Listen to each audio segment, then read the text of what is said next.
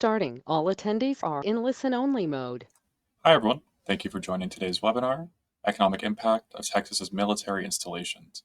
This webinar is being presented by Trinity Elkins and David Green from the Texas Comptroller of Public Accounts. I'm Brian Reel, and I'm thrilled to be the moderator of this presentation. I'm going to do a quick introduction to each of our speakers and then a quick introduction to REMI. So first of all, Trinity Elkins has been with Texas Comptroller of Public Accounts since 2023. Trinity serves as a policy research analyst in the data analysis section of the Data Analysis and Transparency Division. In her current role, Trinity contributes to projects that analyze a variety of topics, such as housing affordability, energy, and economic development. Trinity has used REMI for reports on Texas's ports of entry, presidential libraries, and military.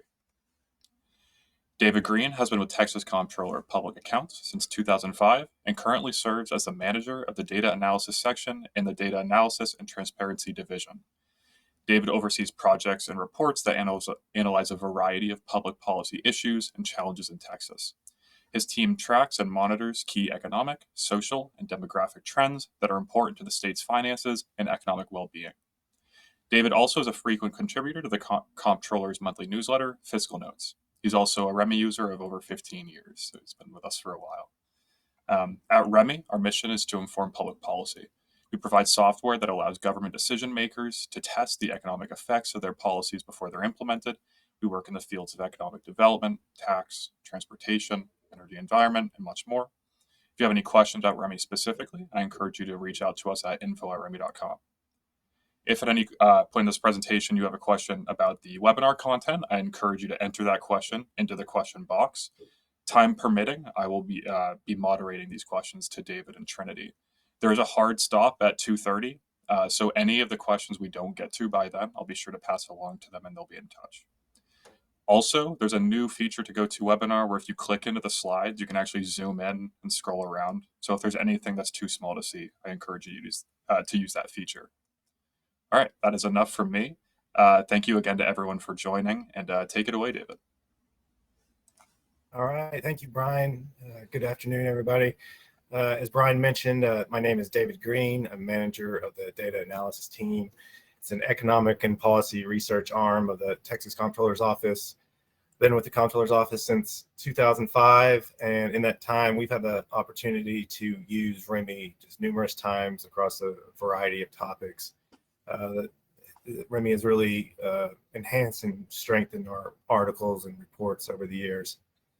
So before Trinity begins detailing the economic impact analysis of Texas's military installations that we conducted using REMI, I just wanted to provide a brief overview of the Texas Comptroller's roles and responsibilities. The Texas Comptroller of Public Accounts is a large state agency with about 3,000 total employees and 54 field offices located throughout the country, actually. The current Comptroller is Glenn Hager, who was elected to the position in 2014 and is currently in his third term. Next slide, Brian. The Texas Comptroller has many roles and responsibilities. The office serves as the chief steward of the state's finances, acting as a tax collector, chief accountant, chief revenue estimator, and chief treasurer for all of the state government. Next slide, please. As the state's tax collector, it goes around. It's just the same slide and it goes to the next kind of bubble. As the state's tax collector, the Comptroller collects more than 60 separate taxes, fees, and assessments, including local sales tax collected on behalf of more than 1,400 cities, counties, and local governments around the state.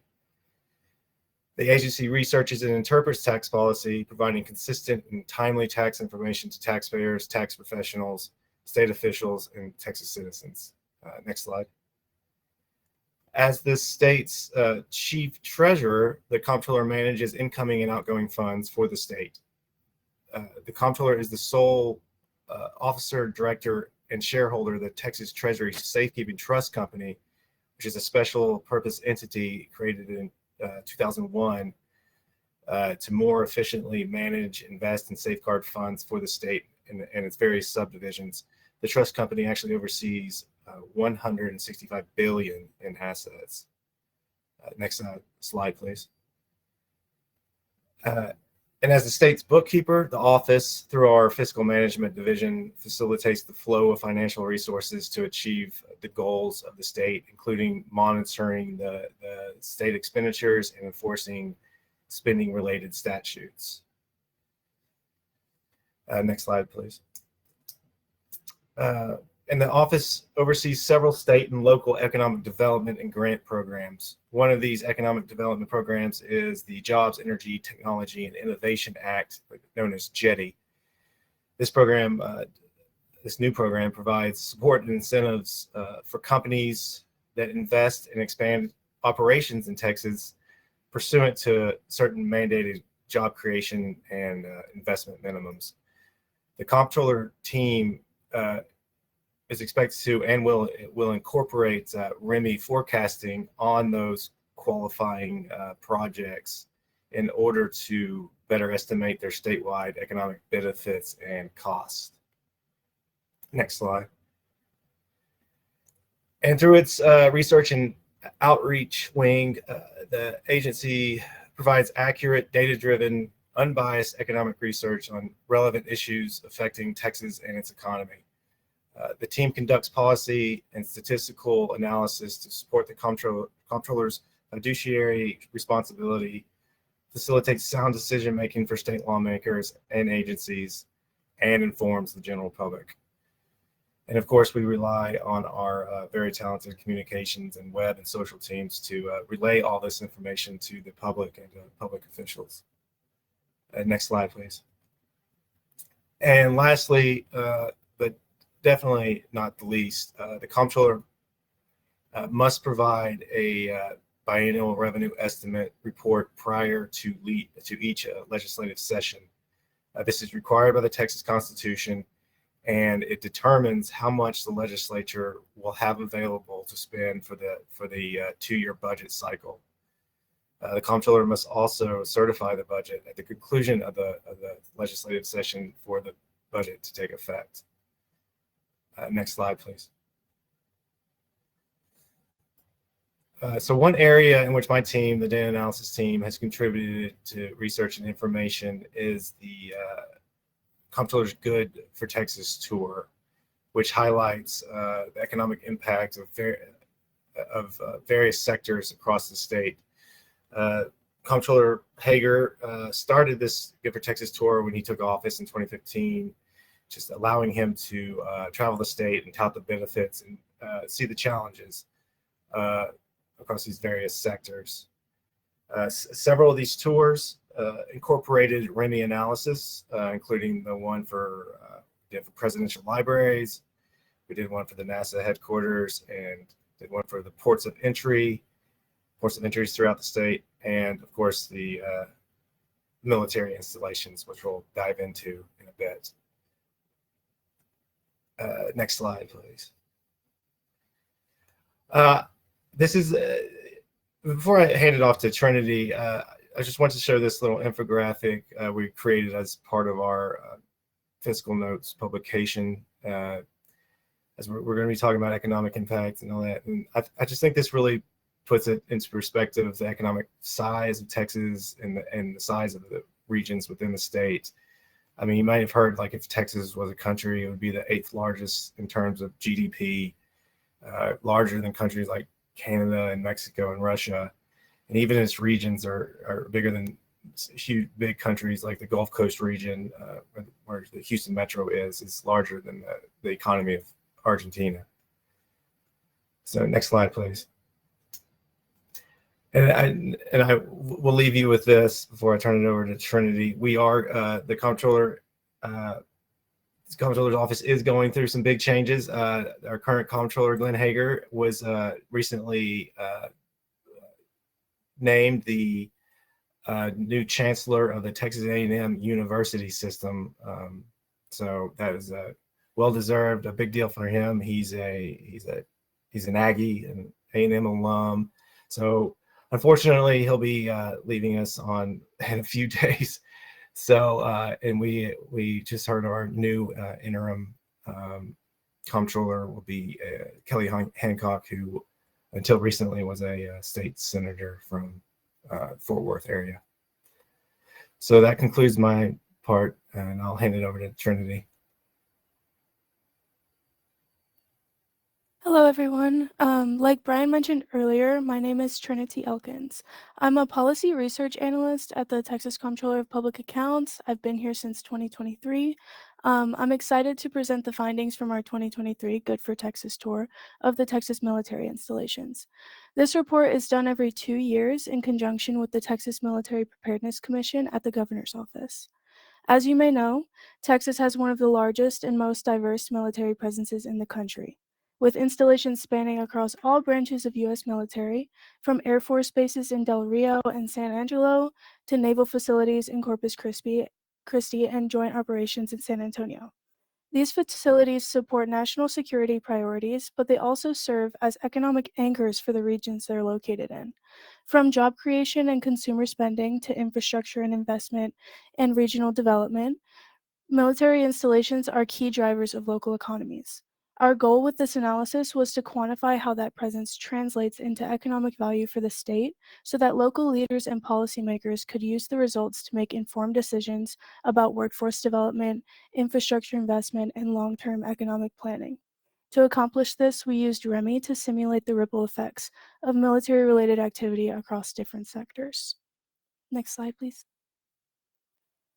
Before we began modeling, we had to gather the right data. One important part of this process is that we didn't just rely on national level estimates, but we worked directly with base officials to gather Texas-specific information.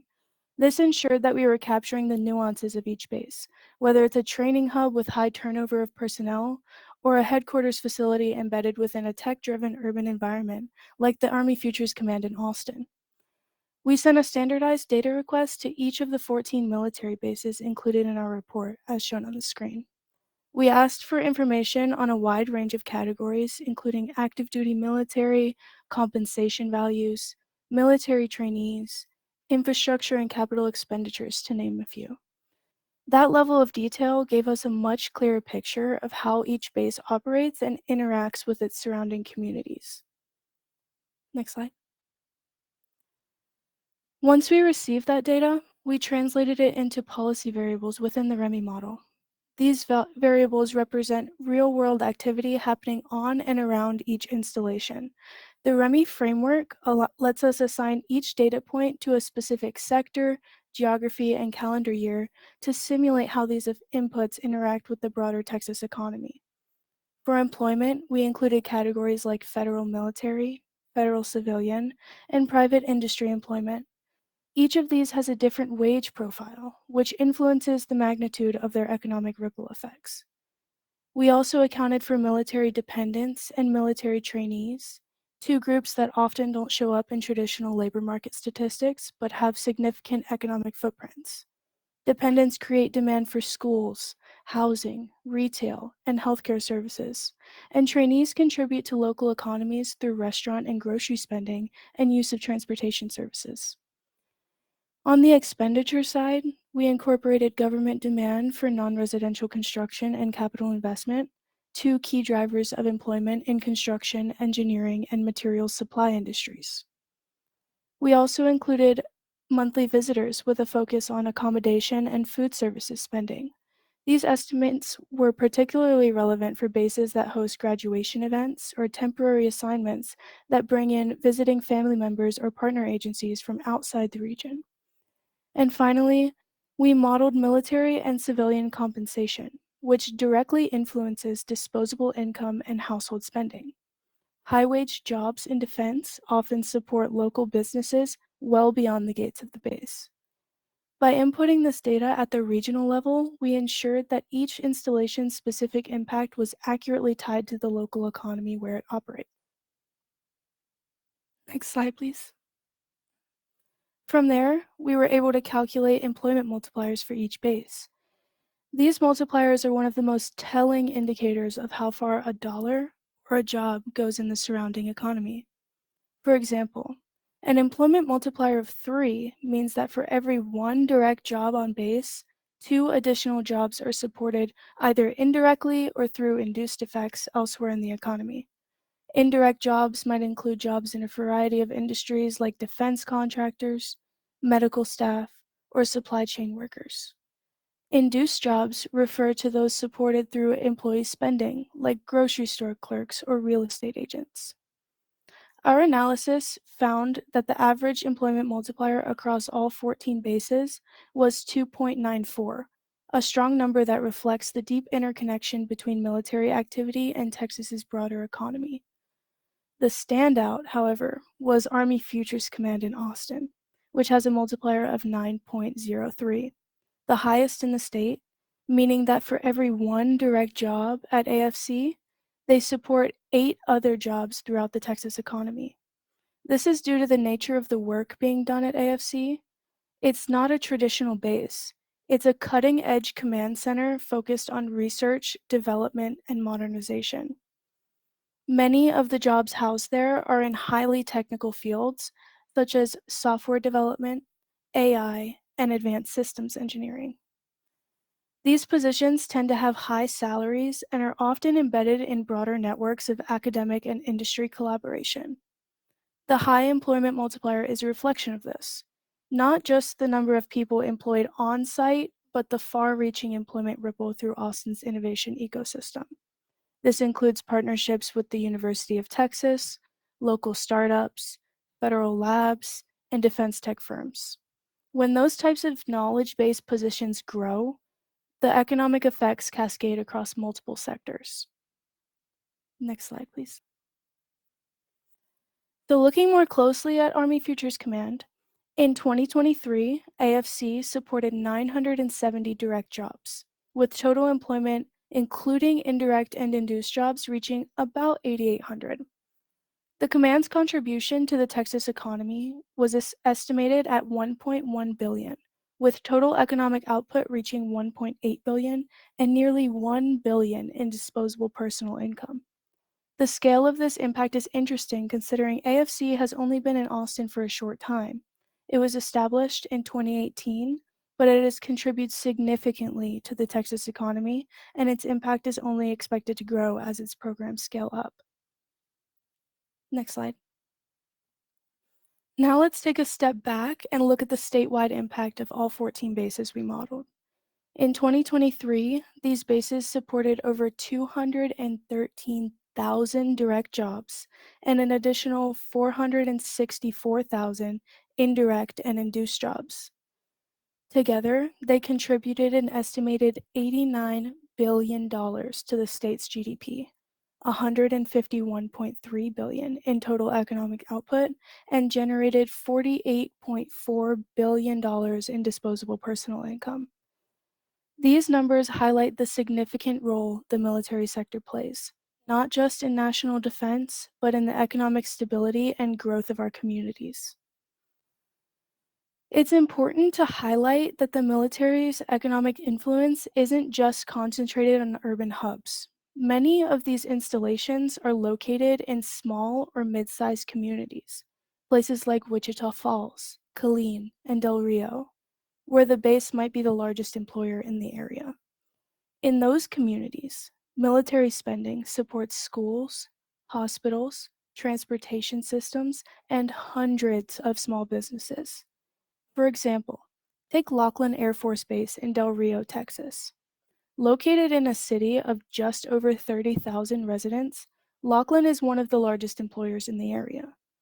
The base provides hundreds of civilian and contractor jobs and brings in military families who contribute to local school enrollment, home sales, and consumer spending. Businesses in Del Rio, like car dealerships and daycares to restaurant and medical offices, depend heavily on the consistent presence of Laughlin's personnel and operation. Beyond the direct economic benefits, installations like Laughlin also provide a stabilizing effect. In smaller communities that may be more vulnerable to market fluctuations, the reliability of the federal defense spending offers resilience. During economic downturns, when private industry might scale back, base operations typically remain steady, helping to cushion the local economy. Installations create a strong foundation for long-term development. The presence of a technically trained military population opens the door for educational partnerships, vocational training programs, and future workforce pipelines in aviation, logistics, and engineering. In places where private investment might be limited, the base acts as a catalyst for infrastructure improvements and regional planning. In this way, military installations aren't just contributing in the present, but they're shaping the economic trajectory of these communities for decades to come. Overall, this analysis reinforces just how integral Texas's military installations are to our broader economic landscape.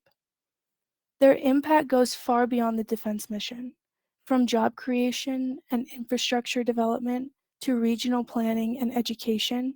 Military installations are central to the economic health of many Texas communities. By working with the governor's office, base leadership, and modeling tools like REMI, we're able to put real numbers behind that story and equip policymakers with the information they need to advocate for continued investment and support. Next slide. Thank you again for the opportunity to present today. We're proud to continue this work in partnership with the Governor's Office and REMI. Awesome. Thank you so much, Trinity and David, for the excellent presentation. As you can see, their emails are here if you'd like to get in touch with them. We'll be shortly getting into the question portion of the presentation. So if you haven't had the chance to ask a question yet, do feel free to ask now. And if there's any we don't get to by 2:30, I will pass them along to David and Trinity, and they'll be in touch. So I'll also be sharing a revised version of the slides and a recording to your email probably sometime in the next day or so. So thank you so much again. We'll be getting into the questions now, a couple received. The first one is, out of the people who come to Texas because of the military, how many of those stay in Texas after their military career ends? Are these statistics used in your population projections?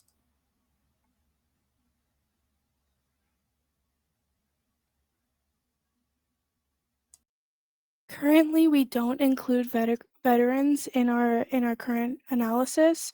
It's definitely on our radar as veterans often stay in the community long after separation and continue to contribute to the local economy. But as of right now, we don't include them in our report. Great, thank you. Another question we received is, does the analysis account for the economic impact of taxes used to fund the military spending?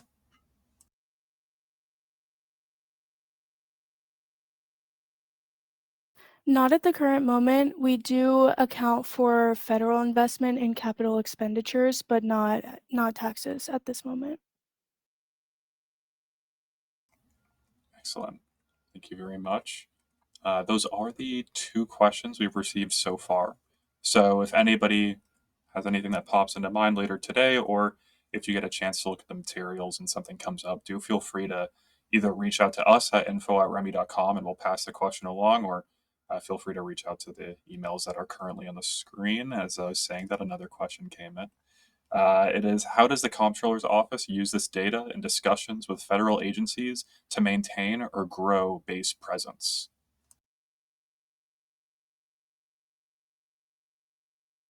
You know, interestingly enough, we just received an email from Red River Army Depot.